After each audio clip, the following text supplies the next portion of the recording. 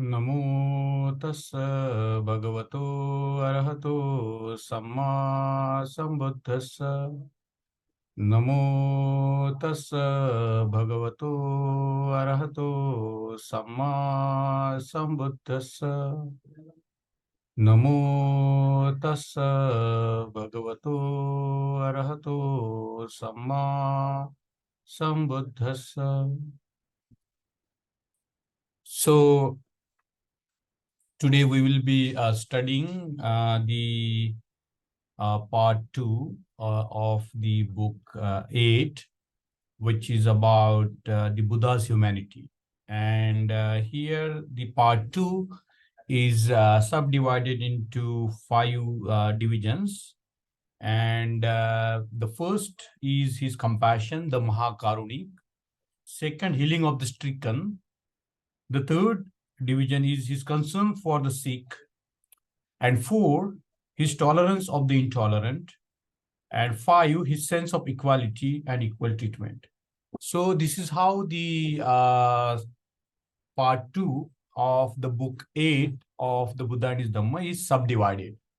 And Dr. Ambedkar, as we have seen, has come back to the Buddha, his personality at the end of the Buddha and his Dhamma, so that we begin to understand the personality of the Buddha in the context of his overall teaching.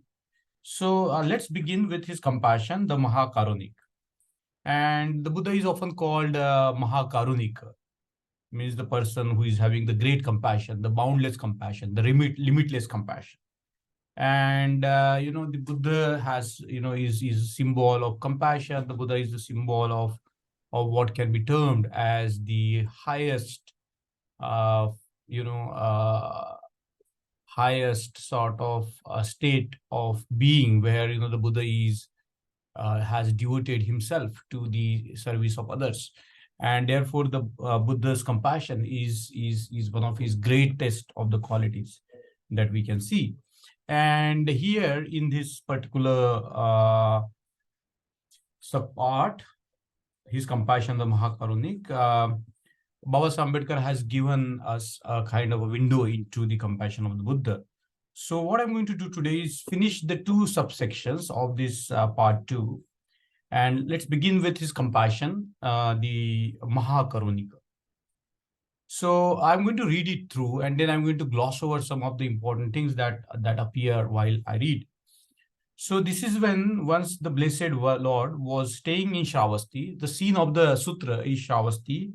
The alsman, the bhikshus came and informed him that they were constantly harassed by the Deva, who disturbed them in their meditation. So there was a kind of a Janavishesh, they were disturbing the bhikkhus while they were meditating. So after hearing their stories of harassment, the Blessed Lord gave them the following instructions. So the instructions that the Buddha gave here are very profound, and they formed a very important Pali Sutra called the Karniya Metta Sutra.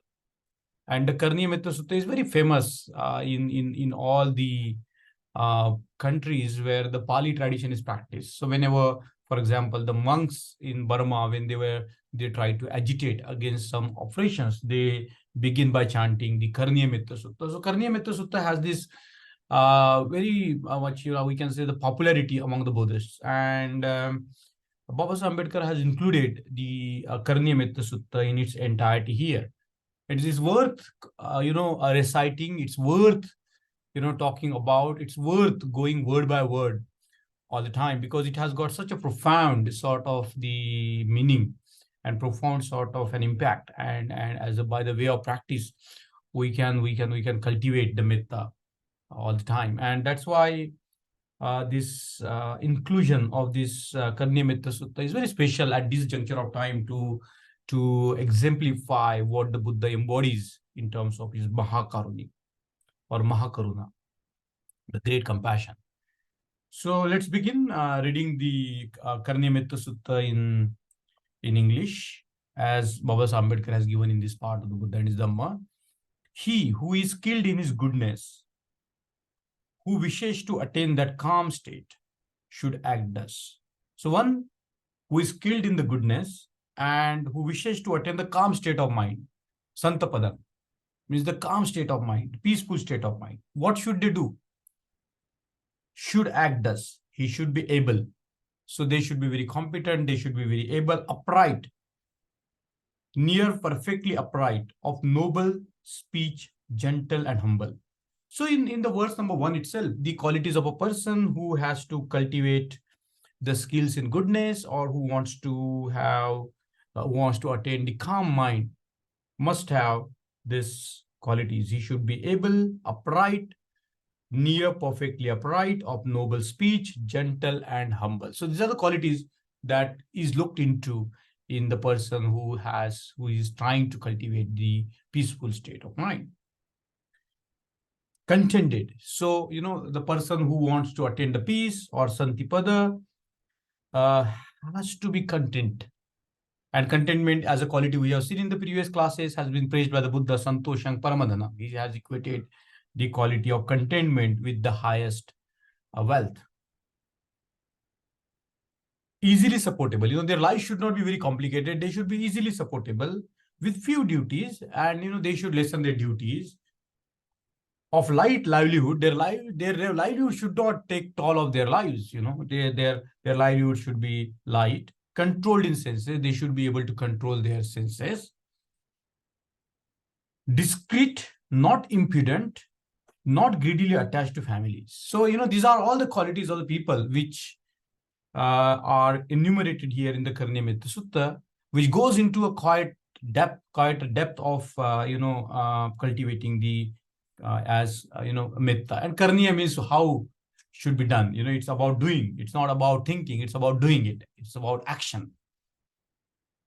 So he should not pursue anything trifling such that other wise men might censure him. So any trifling issues that they might be pursuing, they should not do it, because the wise men might censure them. He should wish, and this is very important, this is the crux of the Karniya Metta Sutta. He should wish, may all beings be happy and secure, may their hearts be wholesome. And this is the formula that that is repeated in the Buddhist tradition all over the places. May all beings be happy and secure, may their hearts be wholesome. So in the Karniya Metta, as we have seen, the Buddha is teaching how to practice the metta in one's day-to-day life. And the crux of the matter is a wish generated in the heart or in the mind of wishing all the beings, may they be happy and secure, may their hearts be wholesome. So that's what is the quality that we need to pursue or practice when we are looking at the Buddha as a Mahakarunika. The verse number 6 is very important. Whatever living beings there be, whatever, it doesn't matter.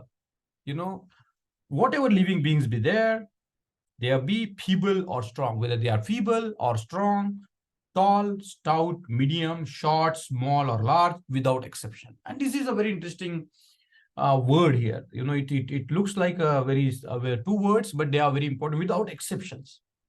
So, when we cultivate the Metta Bhavana or Maitri, or what is called the loving kindness in English, as verse number 6 says, whatever living beings there be, whatever, it doesn't matter. Whatever living beings be there, feeble or strong, tall or stout, and medium, short, small, or large, without exception. And this word, I think, has to be underlined, that without exception, which means the practice of the metta doesn't exclude anybody without exception. So we cannot make anybody exception, even if they are our worst enemies.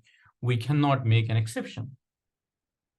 The verse number 7 goes like this: seen or unseen. So even if we can see them with our eyes, some of the sentient beings, some of the living beings, we cannot see with our eyes. So seen or unseen, those dwelling far or near. So if the living beings are dwelling near or far, those who are born or who are to be born, may all beings be happy. So all the beings of the past, present, and the future, all the living beings of the past, present, and the future, may all beings be happy. So you see how the chakravar, it's called the chakravar, the sphere of the metta, increases all the time. So, we have to include the total sphere of the living beings in all the directions. So, seen or unseen, those dwelling far or near, those who are born and those who are to be born, may all beings be happy. Let none deceive another. And this is very interesting. Let none deceive another, nor despise any person whatsoever in any place. So you see, we are not only supposed to deceive each other, but we are also supposed not to despise any person, not to hate anybody whatsoever in any place. In any place, anywhere we go, we are not supposed to despise the human being. Let him not wish any harm to anyone out of anger or ill will. So let him not wish any harm to another out of anger or ill will. And these are very, very profound words that, the Buddha is in a way trying to urge us to cultivate this metta, where we do not deceive each other, we do not despise anyone, we do not wish any harm to anyone, and out of anger or ill will. And this is perhaps one of the most important teachings of the Buddha, which is there, that captures the heart of the matter of the Buddha's teachings. Just as a mother would protect her only child at the risk of her own life, below, even so, let him cultivate a boundless heart towards all beings. Mata yata niyam puttam, ayusa eka puttam anurakhe. So you see, this is a very profound sort of the practice of metta. We can understand the profundity of it. We can understand the depth of it by looking at these images that the Buddha is asking us to look at. So what is that image? Just as a mother would protect her only child at the risk of her own life, even so, let him cultivate a boundless heart towards all beings. So this heart of a mother for her only child, even at the cost of her life, the Buddha is asking us to cultivate a boundless heart towards all beings. So Buddha is not asking us to cultivate for one being or two beings. He's asking for all the beings in all the directions, whatever is their body state, whatever is their situation, whatever is their station. The Buddha is saying that we have to cultivate the metta without exception. And this is, I think, very, very interesting to understand it, that this particular image of a mother would protect her only child at the risk of her own life. Even so, let him cultivate a boundless heart towards all beings. Now the verse number 10 goes like this. Let his thoughts of boundless love pervade the whole world. So the thought of the boundless world, the unlimited metta, has to be cultivated, boundlessly. And it has to pervade the whole world, above, below, across, without any obstructions, without any enmity. So I think this is a very important teaching of the Buddha, as we can see that cultivation of the karuna, cultivation of the metta is so crucial in the Buddha's teachings, that the Buddha is asking us to love all the living beings just like a mother would love her only child, even at the cost of her own life. Now, how are we supposed to practice it? It's taught in the verse number 11. Whether he stands, walks, sits, lie down. That means in all the positions that our body can acquire. Whether he stands, walks, sits, lies down, as long as he's awake. So long as we are awake, he should develop this mindfulness. This, they say, is the noblest living here. You see, the Buddha has equated metta with the mindfulness. So the metta is to be mindful of the other living beings. And I think this is very important. The Buddha is called, it's the highest meditation, is the highest sati that one can practice. And we have seen that, in the Buddhist tradition, the highest forms of meditation includes listening to the suffering of the world. And, not just being mindful of our own mind, but, also being mindful of the other sentient beings. And whenever we hear them deeply, deep listening through our entire being is what the Buddha has taught. He's like offering ourselves fully to them, and that is the greatest thing that one can do to the other human being. Just be there for them. So the Buddha is saying that we have to cultivate the metta all the time. Whether we are awake, walking, sleeping, whatever we are doing, until we are awake, till we are not sleeping, we have to practice this metta. And this is called the noblest living here. There is no other noble living than practicing the metta bhavana. Not falling into error of self-illusion. So most of the times, even we help others, we have this self embedded into it. So the Buddha is saying that not falling into error of self-illusion, being virtuous and endowed with insight. By discarding attachment to sense desires, never does he come again for conception in the womb. In short, he told them, love your enemies. So you see, this is not an easy statement to love your enemy, isn't it? Most of the times in our lives, we find it very difficult to love the people whom we do not like. And many a times it happens so that, we try to rationalize our hatred towards other being, damning them, putting them in the boxes, questioning their lives and so on and so forth. And by the way of that, what happens is, we fail to practice the metta bhavana. And the Buddha was the first person to talk about embracing people as they are, whatever they are, whoever they are, just, be open to them, be there, listen to them very deeply. It doesn't matter, without exception, isn't it? So whosoever, even our friends or our enemies, whoever they are, they deserve our mindful metta, which is what is made clear here. And this is very fascinating sutta, the Karniya Metta Sutta, because it talks about how we can live day to day in a day-to-day life, cultivating this metta every moment to moment, till we sleep, and boundlessly. So whoever we encounter in our day-to-day life, we have to cultivate the metta for them.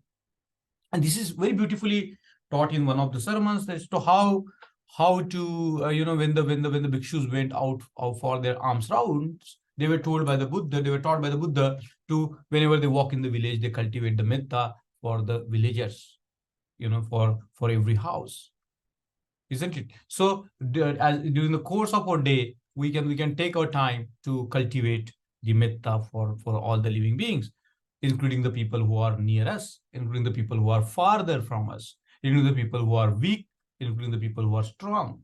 And I think we cannot have any exception. And I think this practice can be done anywhere. As the Buddha says, why, if you're walking, sitting, standing, doing whatever till you sleep, you can practice it. So this Karniya Metta Sutta has such a profound sort of importance in the Buddhist traditions that we can, in the Pali chanting, it comes out very well if we cultivate the practice of chanting it in Pali.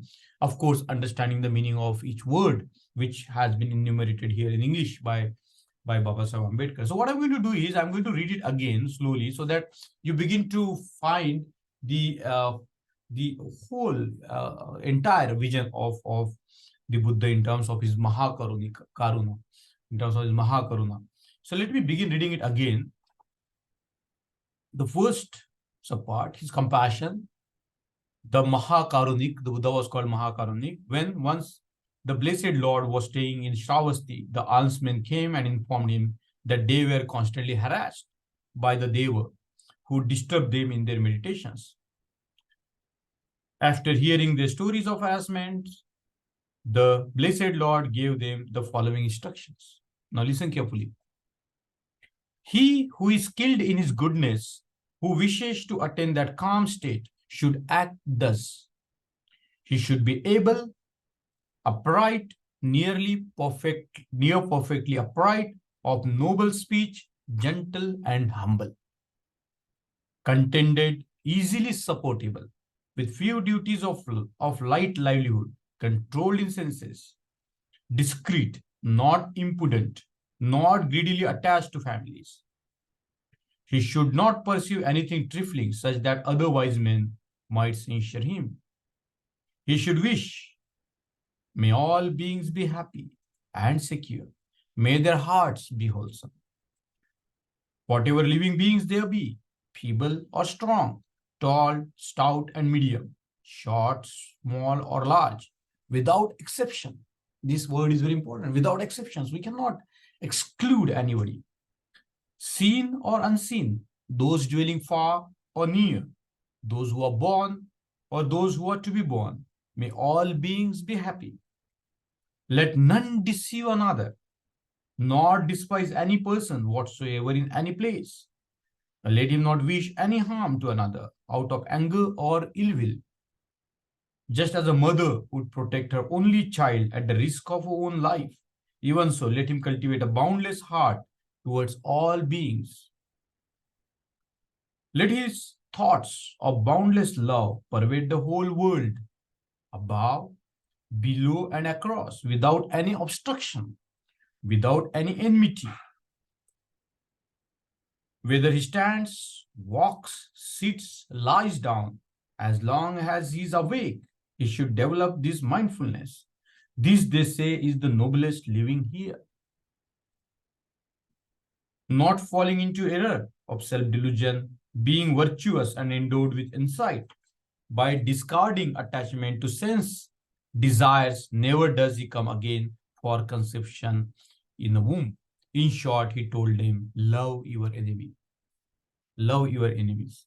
And I think this is the crux of the Karniya Mitra Sutta, that we have to practice even the love towards our enemies. So I'm going to move on to the smaller sections before we open up the class for reflections and discussion, because there are two small stories in the history which are very important for us to understand the Buddha's way of being compassionate in the world. So the subpart 2, healing of the stricken, a consummate healer of sorrow. This is what the Buddha says. The Buddha calls the Buddha the doctor, the highest doctor, the consummate healer of sorrow. And in the Buddhist countries like China and Japan, the Buddha is called the Vaishajya Guru, means the Lord of the medicine, because the Buddha offers the highest medicine for eradicating the suffering of the humanity, and therefore the Buddha is equated with the great healer or the great. And you see, we can see this particular framework in the Four Noble Truth, where the disease, the cause of the disease, then disease-free state, and how that disease-free state can be attained by practicing the prescription given by the Buddha, the Noble Eightfold Path. So I love this phrase where Baba Ambedkar describes the Buddha as the consummate healer of sorrow and healing of the stricken. Now, how does the Buddha do it? So there is a story of Vishaka, which I'm going to read and going to reflect. So Vishaka was an upasika. It was a routine to give alms to the bhikshus. One day, her granddaughter Sudatta, who lived with her, fell ill and died. Vishaka was unable to bear the grief. After cremation, she went to the Buddha and sat on one side, sad with tearful eyes. So you can imagine the scene that, her granddaughter has died and she went to the Buddha and she is there, sorrow-stricken, sad. Oh, Vishaka, asked the Blessed One, wherefore dost thou sit, sad and mournful, shedding tears? Why? Why do you sit sad, tearful, mournful, shedding tears? She told him of her granddaughter's death, saying she was a dutiful girl, and I cannot find her like. Now the Buddha asked her the question like this: how many young girls say are there dwelling in Shravasti, O Vishaka? So this is, of course, happening in Shravasti. So Buddha is asking her, how many young girls say are there dwelling in Shravasti, O Vishaka? Lord, men say there are several kotis, several millions. So the Buddha says that, the Vishaka says to the Buddha that she heard that people say that there are about several million young girls in Shravasti. If all these were like thy granddaughter, wouldn't thou not love them? So the Buddha says, if all these millions of young girls were like your granddaughters, won't you love them? So the Buddha asked Vishaka the question, verily, Lord. She said, yes, right, Buddha. I would do that. If they were my daughters, granddaughters, I would love them. And how many died daily in Shravasti? And this is what the Buddha asked her. How many died daily in Shravasti? And she says, many, Lord. Then there is never a moment when thou wouldn't not be grieving for some. So the Buddha says that every moment some young girl is dying, every moment somebody is dying, maybe millions dying, maybe thousands of people dying every day, every moment as we are speaking. And if we accept that they are all like our relatives, we will not have a single moment to mourn. We have to be in the continuous perpetual mourning. So wouldn't thou then spend thy life weeping day and night? So we have no options but to cry every moment, day and night. There is no time for any other work to do anything good to the world.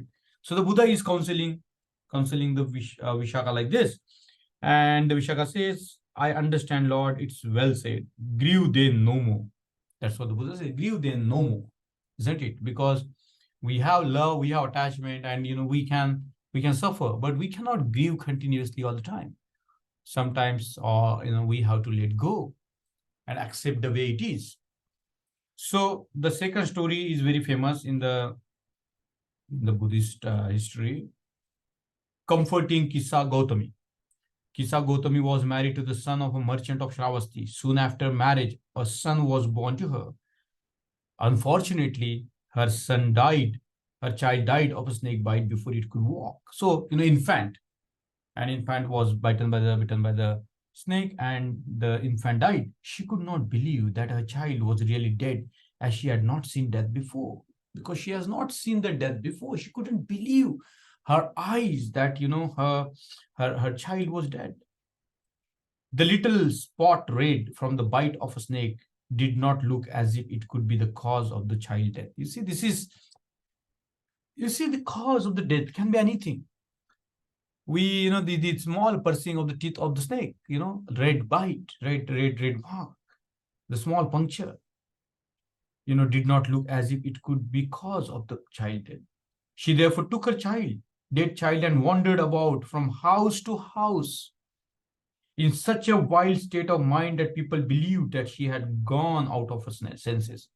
So this is what happens when we have this tremendous agony, tremendous pain, tremendous sorrow. We become we go out of our senses, and that's what was happening to Kissa Gautami.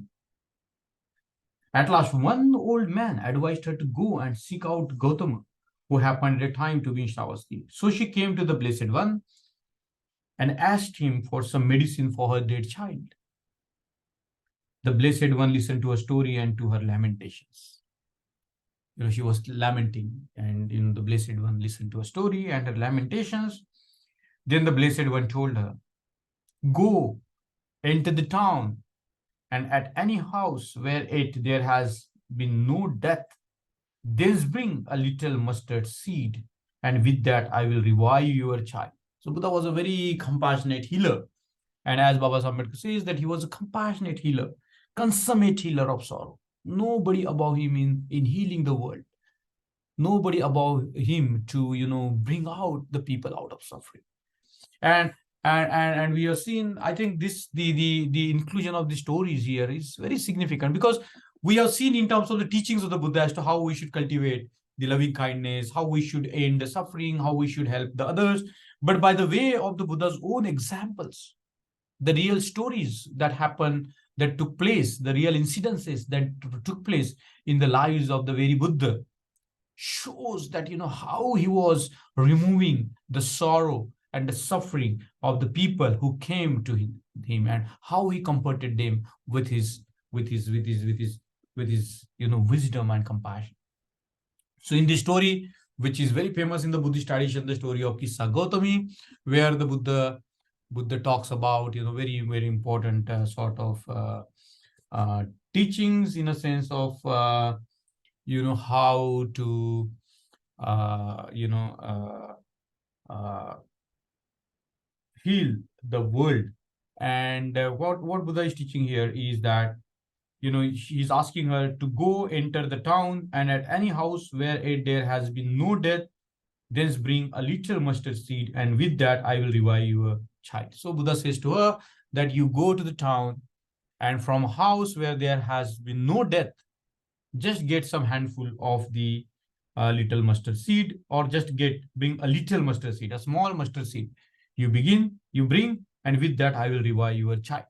The Buddha says that you go and fetch one mustard seed from a house where there has been no death. She thought this was easy, and with the dead body of her child, she entered the town. So she thought, wow, getting the one mustard seed is not difficult. And she thought that now there is a possibility that my child will be revived. But she soon found that she had failed, as every house she visited had suffered loss in the death of some member. So every house had some member died, and she couldn't find a house where no relative had been dead. So as one household told her, the livings are few and the dead are many. Compared to the people who have died and the people who are living, the deaths are many. You imagine from the immemorial time how many people have died and how many people are living. So she returned to the blessed Lord, disappointed and empty-handed. So she couldn't find a single house where there no death has taken place, and she returned back empty-handed. The blessed Lord then asked her if she did not then realize that the death was the common lot of all. So the death comes to all. Death is a common lot of all. There is no exception. And whether she should grieve as though it was her special misfortune. So we feel that this is only happening to me, that this is my special misfortune. This is my relative who has died. We know that it's not easy to cultivate this kind of heart, but the Buddha is teaching us something very profound. That is common. The death is common. She then went and cremated the child, saying, all is impermanent. This is the law. Isn't it? When we accept the fact of arising and passing away, then we accept the basic law that has made everything possible. And because if this law had not been there, nothing would be coming into existence. And it's very profound. It's not just about being impermanent, but it's a very profound law of the world that is the world. World is impermanent. We cannot say impermanent is world. World is impermanent. Whatever they exist is impermanent. And because it is impermanent, that's why it exists. Otherwise, it won't come into being. So for something to come into being, something has to, transform. So everything is continuously, mutating. Everything is continuously transforming. And there, for the life to come, there has to be death. Now, when we make it a special thing for us that, why I am dying, instead of saying why everybody dies, everybody has to die. Sooner or later, nobody knows when they are going to die, but sooner or later, everybody has to die.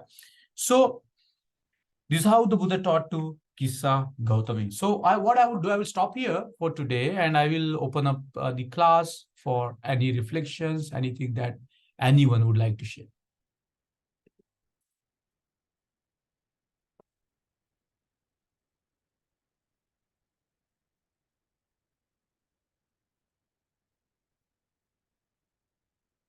Any reflections from anybody? Anybody would like to share?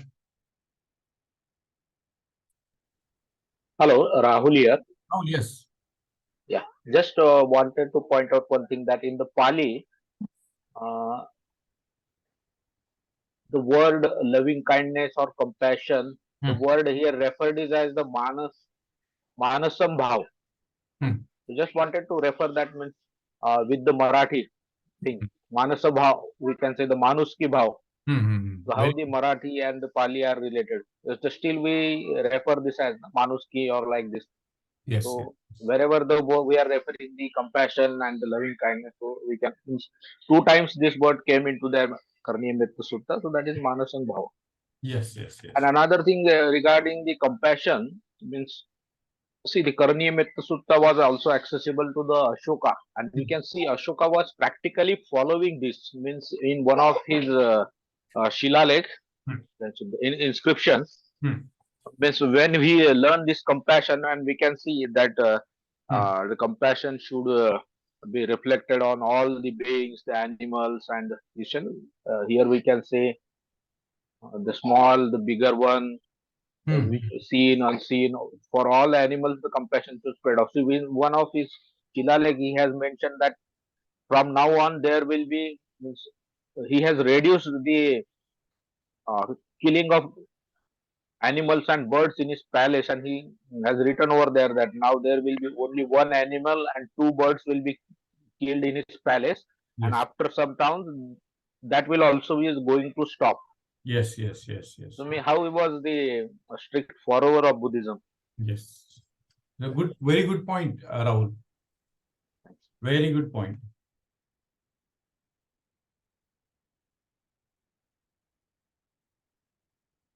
Anyone?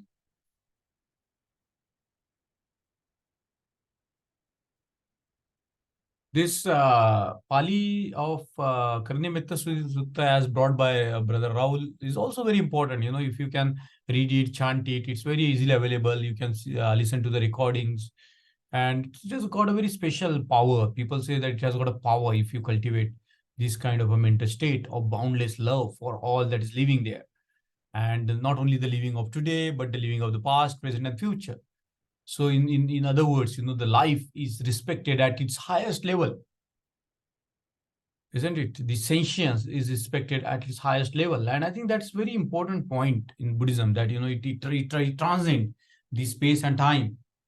You know, it goes in the past, present, and the future. You know, above, below, across, and this boundlessness, the uh, the highest abode where our minds can be stationed. You know, the highest states of mind which can be cultivated is taught here in the Buddha, in this particular section of the Buddhism. So if there is nothing much, we can end our class here, and let's meet the next week. I have one doubt. Yes, Sunilji. Here that first para is there. There is a reference of Deva. Yes, that we have seen in the previous classes. It's a Jan Vishes, it's a community of the people.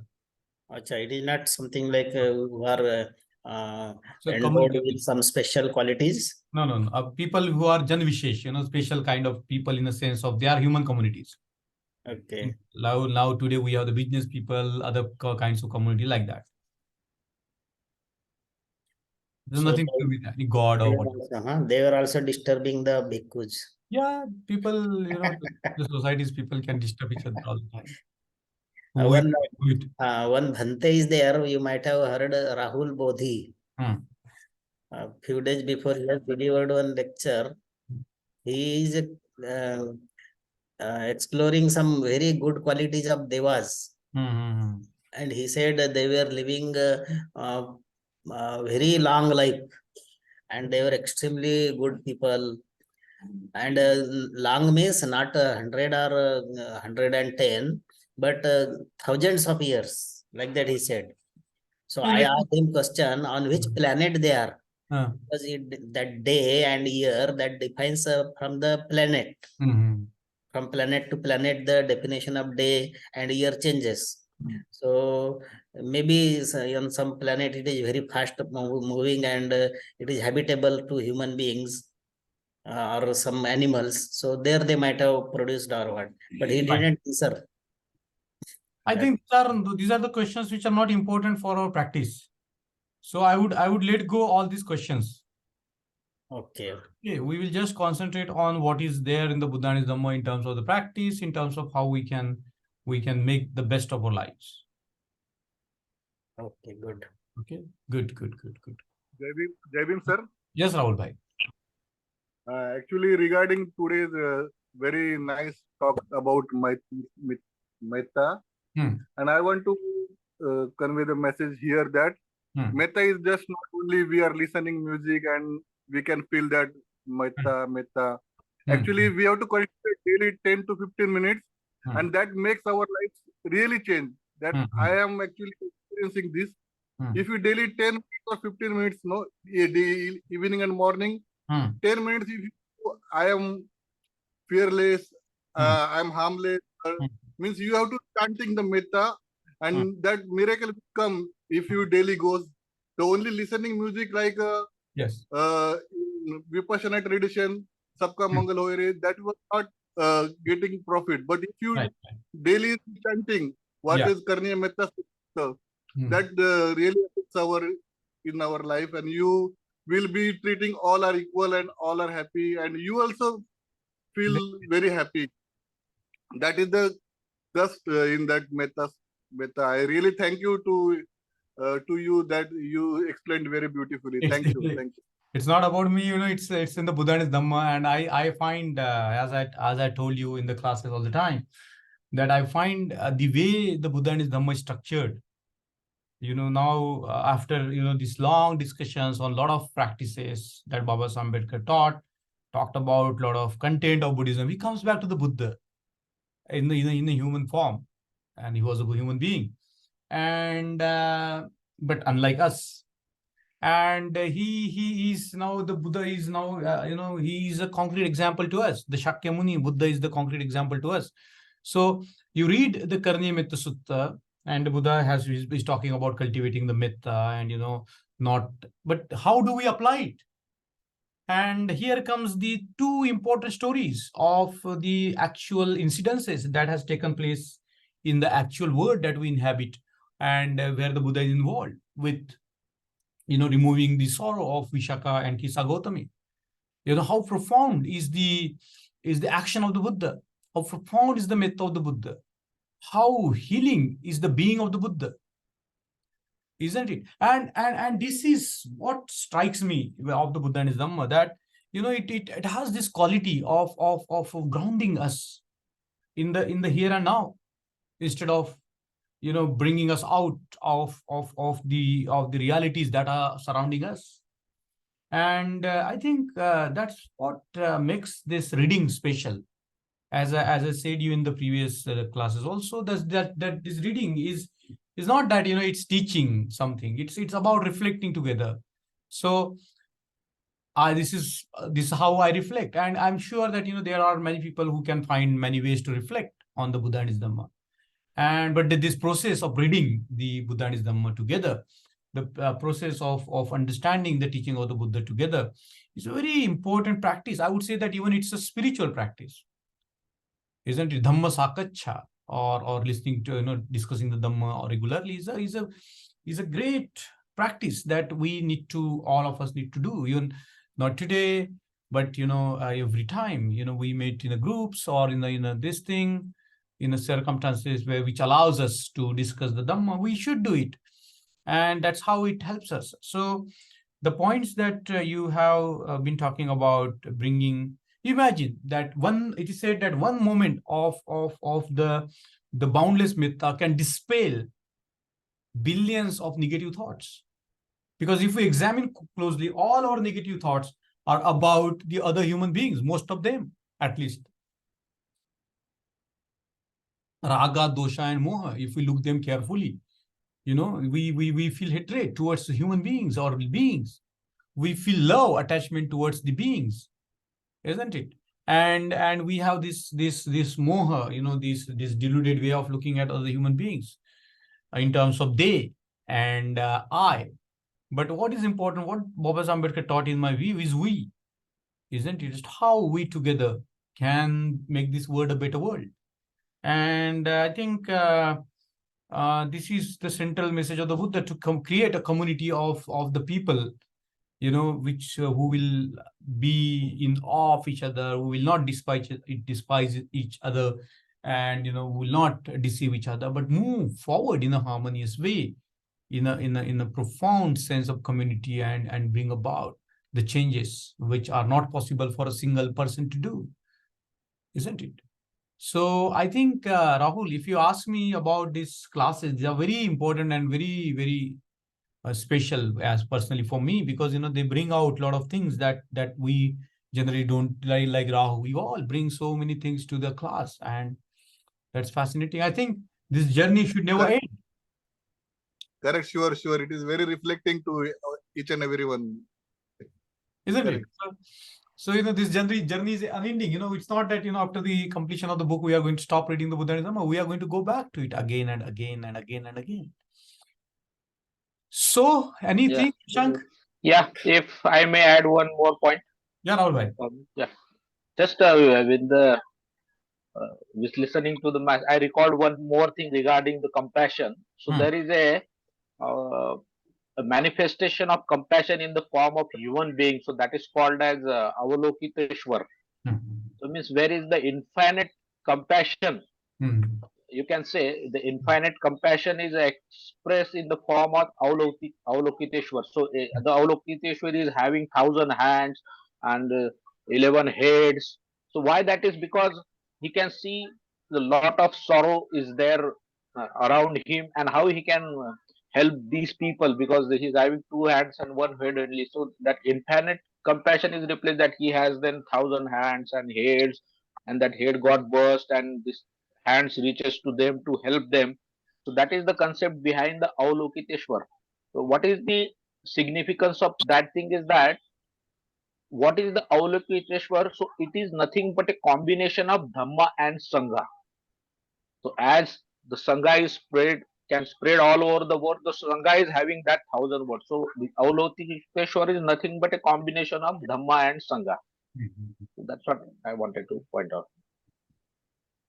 So there are a lot of things in the Buddhist literary text and traditions, and one of the important text called the Surangama Sutra is a Mahayana text, where the highest form of meditation are discussed, and the highest form of meditation is the deep listening to the sorrow of the world.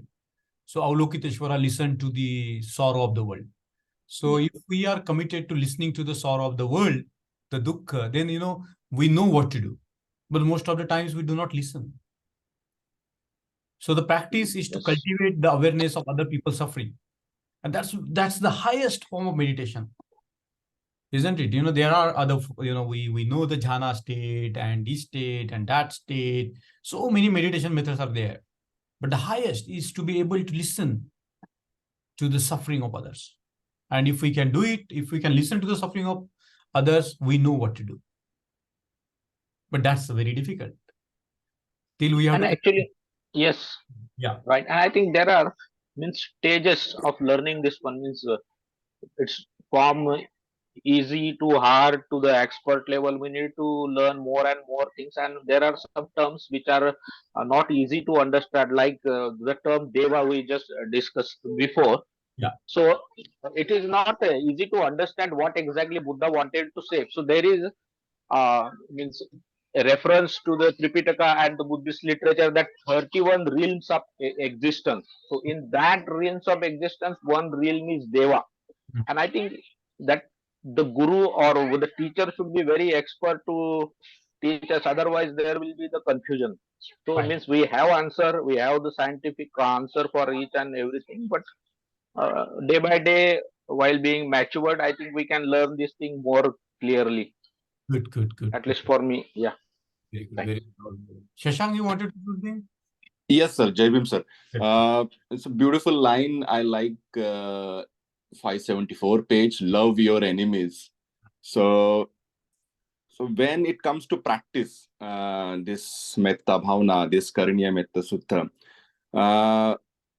there is always a challenge to love your enemies. And it is not a harsh enemy, but then somewhere we always, have a feeling that, oh, this man is not agreeing with my, my feeling. And then he hurt me somewhere, or like, he's like, arguing me unnecessarily, or he's having some conflict with something.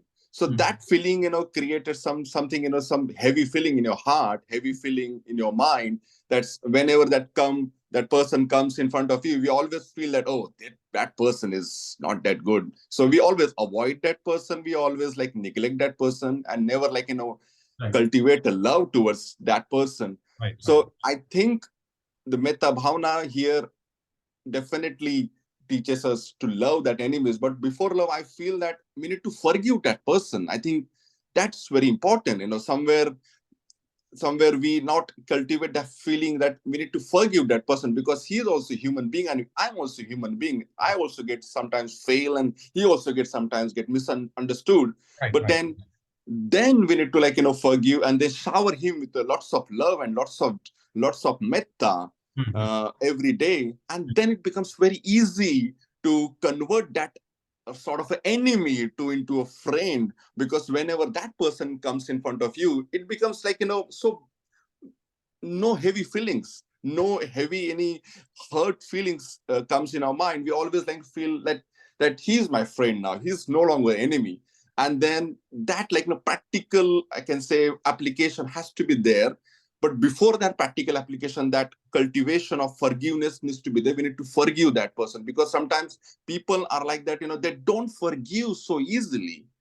They still carry that grudge, still carry that feeling of anger there. I think that forgiveness has to be there. And then, as Rahul said, that that practice is very important. That I'm also practicing this Metta Bhavana every day, and then whenever I practice, I get a very peaceful sleep. It's a beautiful, peaceful sleep, and then it comes with a great energy. And then start with the day with the metta, end with the day with the metta, and then it creates a wonderful, healthy mind and healthy body at the end of the day. So yes, I think Karniya Metta Sutta we have to practice on daily basis. Very good. Thank you. Anyone, or should we? Yeah, I would like to. Yes. I would like to just say something about the example of Issa Gautami, and there are many other examples. Looking at all that, we get to know that how was Buddha, without hurting the person, making them realize that what are the truth, and that was the way of Buddha's doing counseling. So that was the best method that we should understand, that without hurting anybody, to make them realize the fact and make them realize the truth is very important. So we should learn from this example that how to counsel the person by Buddha's way and make them realize the importance of whatever is happening in their life, because we have to see their mental state, then their emotions and all these things, and in that condition to make them realize is very important.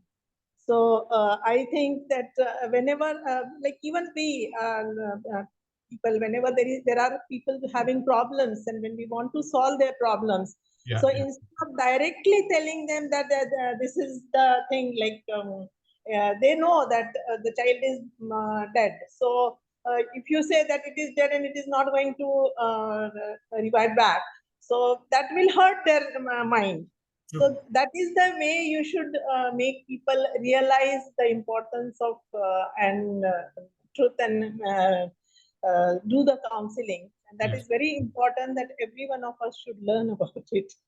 Thank you so much. Good point. Very good point. Very good. Okay, thank you all for joining today, and we will meet in the next class. Jai Bhim, Namo Buddhaya. Jai Bhim.